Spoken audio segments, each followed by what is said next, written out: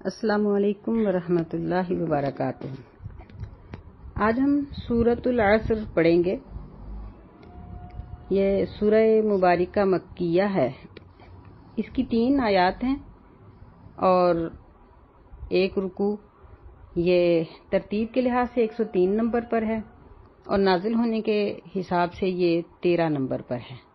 یہ قرآن مجید کی سب سے مختصر اور جامع صورت ہے کہ اس کو مفسرین نے جامع قرار دیا ہے۔ یہ مکہ میں نازل ہونے کی وجہ سے یہ پوری صورت ہی آخرت کے حالات پر ہے اور اسی لیے اس کو جامع کہا گیا ہے کہ مفسرین یہ کہتے ہیں کہ اگر ایک انسان صرف ایک صورت پر اسی صورت پر ہی عمل کر لے تو اس کو آخرت کے خسارے سے بچانے کے لیے کسی اور چیز کی ضرورت نہیں ہے، یعنی پوری شریعت اس صورت کے تحت آ جاتی ہے۔ اعوذ باللہ السمیع العلیم من الشیطان الرجیم، بسم اللہ الرحمن الرحیم۔ والعصر ان الانسان لفی خسر۔ اس سورہ مبارکہ میں اللہ تعالیٰ نے اپنی عادت کے مطابق یہاں قسم کھائی ہے عصر کی۔ یہ لفظ 2 معنی میں آتا ہے۔ ایک تو اس سے مراد عصر کا وقت ہے، یعنی جب ہم سپہر کی نماز پڑھتے ہیں، یہ وہ وقت ہے، کیونکہ یہ وقت انتہائی مصروفیت کا ہوتا ہے۔ گھروں میں بھی عورتیں اپنے کام کاج سمیٹ رہی ہوتی ہیں، دکاندار بھی یہ دیکھ رہے ہوتے ہیں کہ صبح سے لے کر اب تک انہوں نے کیا کمایا، نفع میں رہے یا نقصان میں رہے، اور وہ اپنی دکان کو سمیٹنے کی تیاری میں لگے ہوتے ہیں، یعنی بھرپور قسم کی تیاری کا وقت یہ ہوتا ہے، اس لیے اللہ تعالیٰ نے اس کی قسم کھائی ہے۔ دوسرا اس کا مفہوم ہے زمانہ، وقت، ٹائم، یعنی انسانوں کی زندگی، وہ وقت جو اللہ تعالیٰ نے ہمیں یہاں دنیا میں عمل کرنے کے لیے دیا ہے۔ تو دونوں مفہوم یہاں درست ہیں۔ اگر ہم اس سے مراد وقت لیں تو پھر بھی اس کا مطلب یہ ہے کہ ہمیں اپنے وقت کی قدر کرنی چاہیے۔ دنیا کی سب سے قیمتی چیز انسان کی زندگی کا ہر لمحہ ہے جو گزر جاتا ہے اور دوبارہ نہیں آتا، اور یہ لمحات اسی طرح قیمتی ہیں جس طرح ایک اسٹوڈنٹ جو پیپر دینے کے لیے کوسچن پیپر ہاتھ میں پکڑ کر بیٹھا ہوتا ہے، امتحان گاہ میں بیٹھا ہے اور اس کو پتہ ہے کہ میرا یہ ٹائم جلدی ختم ہو جانے والا ہے، اگر میں اپنے سوالات کو حل کر لوں گا تو کر لوں گا، اگر نہیں کروں گا تو پھر ناکامی میرا مقدر ہے۔ اسی طرح ہی نبی علیہ الصلوۃ والسلام نے اس کی اہمیت بیان کرنے کے لیے اس کو عصر کے ساتھ تشبیہ دینے کے لیے آپ نے فرمایا کہ عصر کی نماز اس قدر قیمتی ہے کہ جس شخص کی عصر کی نماز رہ جاتی ہے وہ یہ سمجھ لے کہ اس کا گھر بھی اور اس کے یعنی اہل و عیال سمیت اس کا گھر لوٹ لیا گیا یا جلا دیا گیا۔ اس قدر نقصان اس شخص کو محسوس کرنا چاہیے جس کی عصر کی نماز رہ جاتی ہے۔ اللہ تعالیٰ نے بھی اس کی اہمیت بیان کرنے کے لیے فرمایا کہ حافظوا علی الصلوات والصلاۃ الوسطی، کہ صلاۃ الوسطی کا لحاظ رکھو، یعنی اس کا خاص طور پر اہتمام کرنے کا ذکر کیا گیا ہے۔ تو یہاں یہ چیز بتانا مقصود ہے کہ عصر کے وقت کی قسم ہو یا زمانے کی اور ہمارے گزرتے ہوئے لمحات کی، دونوں صورتوں میں اس کا مفہوم یہ ہے کہ یہ قیمتی وقت جو ہمیں چند سالوں کی شکل میں ملتا ہے، جس میں سے ہم کافی وقت تو اپنے بچپن میں گزار دیتے ہیں، پھر باقی جو وقت ہوتا ہے ہمارے پاس شعور کا، یعنی فرض کر لیں کہ اگر کسی کی عمر 60 سال ہے تو 12-14 سال تو اس کے لاشعوری کے گزر گئے۔ اس کے بعد جو ٹائم اس کے پاس بچتا ہے اس میں تقریباً آدھا ٹائم وہ انسان سو کر گزارتا ہے، کیونکہ یہ بھی انسان کی ایک ضرورت ہے، فطرت ہے۔ تو باقی جو مختصر وقت ہے، مثلاً 15-20 سال، 30 سال، اس سے کم یا اس سے زیادہ جتنی بھی کسی کو مہلت ملتی ہے، وہ اس کی اخروی زندگی کی نسبت ایسے ہی ہے جس طرح پورا سال پڑھنے کے بعد طالب علم کو پیپر حل کرنے کے لیے 1 یا 2 گھنٹہ دیے جاتے ہیں کہ اس میں تم نے اپنے پورے سال کی کارکردگی کو دکھانا ہے کہ تم کیا کر کے آئے۔ اسی طرح جس طرح سال کی نسبت 2 گھنٹوں کے ساتھ ہے، اس طرح ہماری دنیا کی زندگی کی نسبت اس نہ ختم ہونے والی زندگی کے ساتھ ہے کہ جس کا اختتام ہی نہیں، چاہے وہ اچھی ہو یا بری، جنت میں ہو کوئی یا جہنم میں۔ اس کے بعد اللہ فرماتے ہیں ان الانسان لفی خسر، بے شک انسان ضرور گھاٹے میں ہے، نقصان میں ہے۔ یعنی انسان سے مراد یہاں کوئی خاص قبیلہ یا علاقہ نہیں ہے، تمام انسانیت کو یہاں کہا گیا ہے۔ اور چونکہ جن بھی انسانوں کے ماتحت ہیں ان کے لیے بھی نبی علیہ الصلاۃ والسلام کی تعلیمات ہی لازم ہیں، اس لیے وہ بھی اسی میں آ جائیں گے کہ انسان یہ خسارے میں ہے، الا الذین آمنوا وعملوا الصالحات، مگر وہ لوگ جو ایمان لائے اور انہوں نے نیک عمل کیے، وتواصوا بالحق وتواصوا بالصبر، اور انہوں نے ایک دوسرے کو حق کی وصیت کی اور ایک دوسرے کو انہوں نے صبر کی وصیت کی۔ یعنی یہ 4 چیزیں ایسی ذکر کی گئی ہیں کہ اگر یہ نہ ہوں تو انسان خسر میں ہے، خسارے میں۔ خسارہ کیا ہوتا ہے؟ یعنی رأس المال میں کمی واقع ہو جانا، یعنی کسی دکان کی جو راس ہے جسے ہم راس کہتے ہیں اس میں کمی واقع ہو جانا، یہ خسارہ ہے۔ نفع کی بجائے الٹا نقصان ہو جانا، گھاٹا پڑ جانا، یہ ربح کی ضد ہے، یعنی منافع کی ضد ہے خسارہ۔ تو یہاں اگر ہم زمانہ مراد لیں تو پھر اس کا مطلب یہ ہے کہ ہماری زندگی یہ راس المال ہے۔ یعنی جس طرح دکاندار سامان لے کر بیٹھتا ہے تو کاروبار کرتا ہے، اسی طرح ہمارے پاس یہ وقت یہ راس المال ہے، یہ ہماری عمر یہ راس المال ہے جو برف کی طرح پگھلتی جا رہی ہے، اور اگر ہم اس کو خسارے سے بچانا چاہتے ہیں تو اس کے لیے 4 چیزوں کی ضرورت ہے۔ فرمایا کہ سوائے ان لوگوں کے جو ایمان لائے۔ ایمان کس چیز کو کہتے ہیں؟ ایمان دل سے یقین کرنا، زبان سے اقرار کرنا اور اپنے جسم کے جتنے اعضاء ہیں ان کے ساتھ عمل کرنا، یہ 3 چیزوں کا مجموعہ ہے۔ بعض لوگ کہتے ہیں کہ ایمان کا تعلق صرف دل سے ہے، باقی نہیں، وہ غلط ہے، وہ ٹھیک نہیں ہے۔ اگر ایک شخص دل میں یقین رکھتا ہے کہ نبی علیہ الصلاۃ والسلام سچے نبی ہیں تو پھر اس کو زبان سے اقرار بھی کرنا پڑے گا، پھر اس کو اپنے اعمال سے ان کی اطاعت بھی کرنا پڑے گی، ورنہ ابو جہل، ابو لہب، ان سب کو اس بات پر یقین تھا کہ نبی علیہ السلام سچے ہیں، اسی لیے تو وہ بڑھ چڑھ کے مخالفت کرتے تھے۔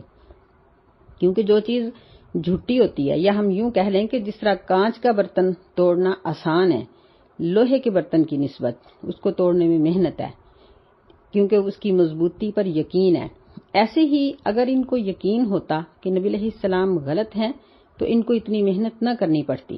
ان کو یقین تھا کہ آپ سچے ہیں اور مضبوط ہیں، اس لیے انہوں نے تن من دھن ہر چیز کی بازی لگا دی آپ کے تعلیم اور آپ کی تربیت کے خلاف۔ تو 3 چیزوں کا مجموعہ اگر ہو تو پھر ایمان بنتا ہے کہ یعنی دل سے یقین، زبان سے اقرار اور اپنے سارے جسم کے ساتھ اس پر عمل، آنکھوں سے، کانوں سے، زبان سے، ہاتھوں سے، پیروں سے، دماغ سے، ہر چیز کے ساتھ اس پر عمل۔ اگر ان میں صرف عمل صالح ہو، یعنی عمل کے ساتھ بھی یہاں شرط ہے صالح کی، عمل اچھا ہو، یعنی حلال کھایا جائے، حلال کمایا جائے، حلال کام کیے جائیں، تعلقات میں حلال ہو، حرام نہ ہو، اور یعنی دغا، فریب، دوسرے کا حق چھین لینا، یہ سب چیزیں یہ فساد میں آتی ہیں، یہ چیزیں نہ ہوں۔ تو اگر ایک شخص کے پاس عمل صالح ہیں لیکن ایمان نہیں ہے تو اس کے لیے بے فائدہ، اور اگر ایک شخص کے پاس ایمان ہے لیکن عمل صالح نہیں ہے تو اس کے کلمے کی مثال بھی اللہ تعالیٰ نے اس شخص کی طرح دی ہے جو جنگل میں ایک دیا سلائی تو جلاتا ہے لیکن اس سے وہ اس کی روشنی میں کیا کر پائے گا۔ ایسے ہی صرف ایمان اس کو جہنم سے نہیں بچا سکے گا جب تک اس کے پاس عمل نہیں ہوں گے۔ تو یہ دونوں چیزیں ضروری ہیں۔ اور پھر عمل صالح کی ترتیب کیا ہے؟ سب سے پہلے ہیں فرائض۔ فرائض میں 5 وقت کی نماز جو حقوق اللہ ہیں، یعنی کلمہ شہادت کے بعد 5 وقت کی نماز، یہ دونوں چیزیں حقوق اللہ میں آ جاتے ہیں۔ رمضان کے روزے، یہ انسان کی جسمانی مشقت ہے۔ اس کے بعد پھر زکوٰۃ، یہ حقوق العباد میں ہے۔ پھر 5واں اسلام کا رکن ہے حج۔ حج میں انسان اپنی مالی، جانی اور ہر قسم کی قربانی دیتا ہے، مال بھی خرچ کرتا ہے، اس کا وقت بھی خرچ ہوتا ہے۔ یہ تمام عبادات کا مجموعہ ہے۔ تو یہ فرائض ہیں، ان کو پانچوں کو ادا کرنا، اور یعنی اس میں اگر وہ زکوٰۃ کا اس پر واجب نہیں ہے یا حج نہیں کر سکتا تو وہ اپنے دل میں اس بات کا یقین ضرور رکھے کہ اگر مجھے اللہ مال دے گا تو میں زکوٰۃ دوں گا اور حج بھی کروں گا۔ اس چیز کا شوق رکھے کہ اللہ تعالیٰ مجھے دے اور میں زکوٰۃ ادا کروں، اور مجھے اللہ تعالیٰ دے تو میں حج کرنے کے لیے جاؤں۔ یہ ایمان اور یقین ہونا ضروری ہے۔ اس کے بعد پھر وہ اگر اپنے ایمان کو ترقی دینا چاہتا ہے، بلند درجہ حاصل کرنا چاہتا ہے، تو پھر اس کے ساتھ نوافل میں آئے گا کہ مثلا نفلی نمازیں، نفلی اذکار، نفلی صدقات، نفلی حج اور عمرے، یہ سب۔ پھر اس کے بعد اس سے بلند تر درجہ یہ ہے کہ وہ حلال چیزوں میں سے صرف ضرورت کی چیزوں کو استعمال کرے گا، دنیا کی کثرت حاصل کرنے کی کوشش نہیں کرے گا۔ تو پھر اس طرح وہ یعنی پہلے مسلمان، پھر مومن، پھر محسن، پھر اس کے بعد وہ متقی اور دیگر درجات کو حاصل کرنے میں کامیاب ہو جائے گا۔ یہاں جو تیسری چیز ذکر کی گئی ہے وہ یہ ہے کہ وَتَوَاصَوْا بِالْحَقِّ، کہ انہوں نے ایک دوسرے کو حق کی وصیت کی۔ تو حق کیا چیز ہے؟ یہ باطل کی ضد ہے، یعنی جھوٹ اور سچ۔ اسلام کی تمام تعلیمات حق ہیں، سچائی ہیں۔ اسلام کے علاوہ یعنی قرآن اور حدیث، اللہ کے احکامات اور نبی علیہ الصلوۃ والسلام کے احکامات کے بعد سب چیزیں جھوٹ پر مبنی ہیں۔ تو ان چیزوں سے انکار کرنا یہ ہے حق کی وصیت، یعنی خود بھی عمل کرنا اور وہ دوسروں کو بھی اس پر عمل کرنے کا کہے۔ یعنی حق وہ ہے کہ جس کا ادا کرنا ہر انسان پر واجب ہے، خواہ وہ اللہ کا حق ہو، یعنی حق کا دوسرا معنی یہ ہے۔ ایک حق کا مطلب یہ ہے کہ سچائی جو جھوٹ کی ضد میں آتا ہے۔ دوسرا اس کا مفہوم یہ ہے کہ حقوق، حق کی جمع حقوق، اللہ کا حق، بندوں کا حق، اپنے نفس کا حق۔ نفس کا حق کیا ہے؟ اللہ اور اس کے بندوں کے حقوق کو تو ہم سمجھتے ہیں۔ نفس کا سب سے بڑا حق یہ ہے کہ ہم اس کو آگ کا ایندھن بننے سے بچائیں، کیونکہ یہی جسم سڑے گا اور اسی جسم کے ذرات کو اکٹھا کر کے اس کو جنت میں لے جایا جائے گا۔ تو اس کا دوسرا مفہوم یہ ہے کہ وہ تمام حقوق کو ادا کرے، حتیٰ کہ وہ اپنے جسم کے حقوق کو بھی ادا کرے، کہ جھوٹ بولتے وقت اپنی زبان کو پوچھے کہ تم سزا برداشت کر سکتی ہو، غلط دیکھتے وقت اپنی آنکھوں کا خیال رکھے کہ میری یہ آنکھیں جہنم میں جل سکتی ہیں، میرے کان جل سکتے ہیں، میرے ہاتھوں کے اوپر اگر جہنم کی سزا ہو تو مجھے برداشت ہے۔ اس طرح وہ اپنے سارے جسم کو جہنم کی آگ سے بچائے۔ پھر یہاں تواصو کا لفظ ہے، یعنی جس کا مطلب ہے امر بالمعروف نہی عن المنکر، کہ لوگوں کو نیکی کا حکم دے اور لوگوں کو برائی سے روکے۔ لوگوں میں سے سب سے پہلے اس کے اپنے اقربا آئیں گے، اقربا میں سے اولاد، پھر اپنے بہن بھائی اور رشتہ دار، قریب کے ہمسائے، محلے دار، ان سب کا ذکر آتا ہے۔ چوتھی چیز جہاں ذکر کی گئی ہے وہ ہے صبر، یعنی اسلام یا حق کو غالب کرنے کے لیے مشکلات آتی ہیں، ان مشکلات کو برداشت کرنا، یہ صبر ہے۔ دیکھیں کہ دنیا کا کوئی کام بھی صبر کے بغیر نہیں ہو سکتا، حتیٰ کہ اگر ہم کھانا بھی کھاتے ہیں نا تو ہم اس کے تیار کرنے میں بھی صبر کرتے ہیں، ہمت کے ساتھ۔ مرد کما کے لاتے ہیں، عورتیں محنت کے ساتھ پکاتی ہیں، پھر اس کو کھانے میں بھی دیکھیں کہ مشقت اٹھانی پڑتی ہے، اگرچہ یہ مشقت پر لذت ہے کہ ہم لقمہ توڑتے ہیں، منہ میں ڈالتے ہیں، چباتے ہیں، نگلتے ہیں، ہمیں وقت دینا پڑتا ہے اپنے پیٹ کو بھرنے کے لیے۔ تو یہاں یعنی صبر کی تلقین کی گئی ہے کہ جب دنیا کا کوئی بھی کام صبر سے نہیں ہوتا۔ ایک ڈاکو جب ڈکیتی کرتا ہے تو وہ بھی ایک صبر کے ساتھ کرتا ہے، لیکن اس کا صبر غلط کام پر ہے۔ اور ایک دکاندار وہ دکانداری کی مشقت اٹھاتا ہے تو وہ بھی صبر کرتا ہے، اور اگر اس نے دکانداری قرآن اور حدیث کے احکامات کے مطابق کی تو اس کا یہ صبر دین میں شامل ہے، حق پر مبنی ہے۔ یعنی صبر یہ کئی طرح کا ہے۔ ایک یہ ہے کہ اللہ تعالیٰ کی اطاعت میں صبر کرنا، مثلا ہم نماز پڑھتے ہیں تو ظاہر ہے کہ اس کے لیے اٹھنا پڑتا ہے، وضو کرنا پڑتا ہے، سردی گرمی میں بعض اوقات وضو کو دل نہیں ہوتا، بعض اوقات نیند چھوڑنی پڑتی ہے، بعض اوقات اٹھنا بیٹھنا مشکل ہوتا ہے، کوئی تکلیف ہوتی ہے، بخار ہے، کچھ ہے۔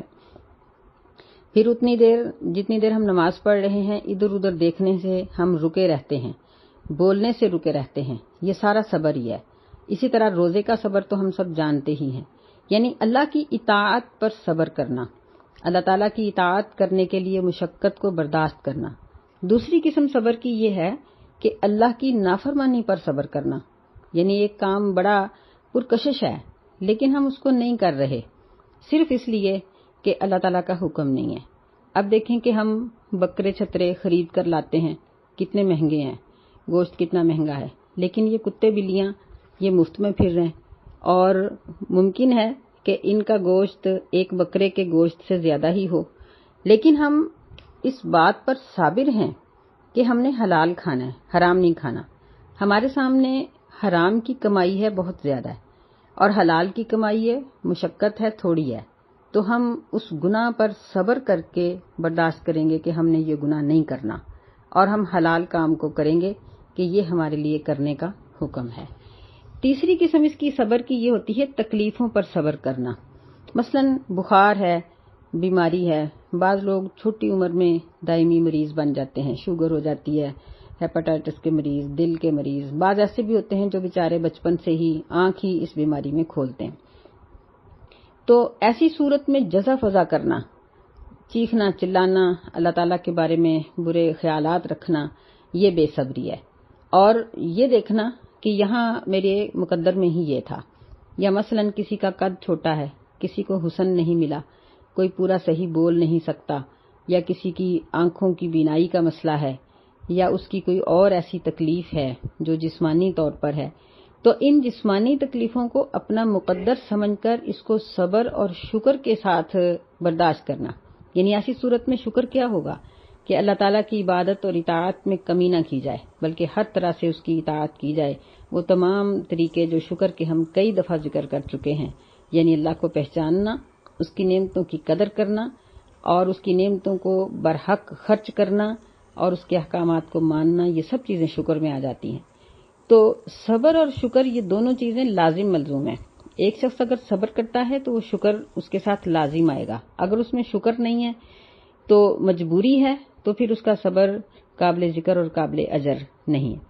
پھر اسی طرح یعنی جسمانی تکلیفوں کے علاوہ بعض اوقات یہ تکلیفیں رشتہ داروں کی طرف سے ہوتی ہیں، محلے داروں کی طرف سے، خاندان والوں کی طرف سے، کوئی شخص کسی کے ہاں نوکری کرتا ہے تو مالک کی طرف سے، کسی اور طرف سے، اس پر بھی صبر کرنا اور اس کو شریعت کے مطابق برداشت کرنا۔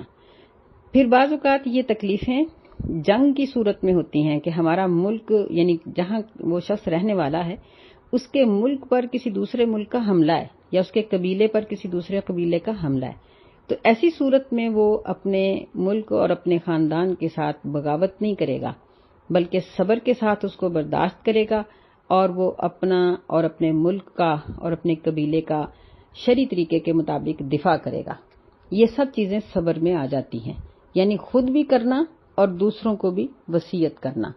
تو یہ 4 حکم ایسے ہیں کہ اگر ہم اپنی دنیا کی زندگی کو خسارے سے بچا کر نفع یاب کرنا چاہتے ہیں تو پھر یہ 4 کام کرنے ہوں گے کہ قرآن اور حدیث کے ہر صحیح حکم پر جو صحیح سند کے ساتھ ہم تک پہنچے اس پر دل، زبان اور عمل کے ساتھ یقین کرنا۔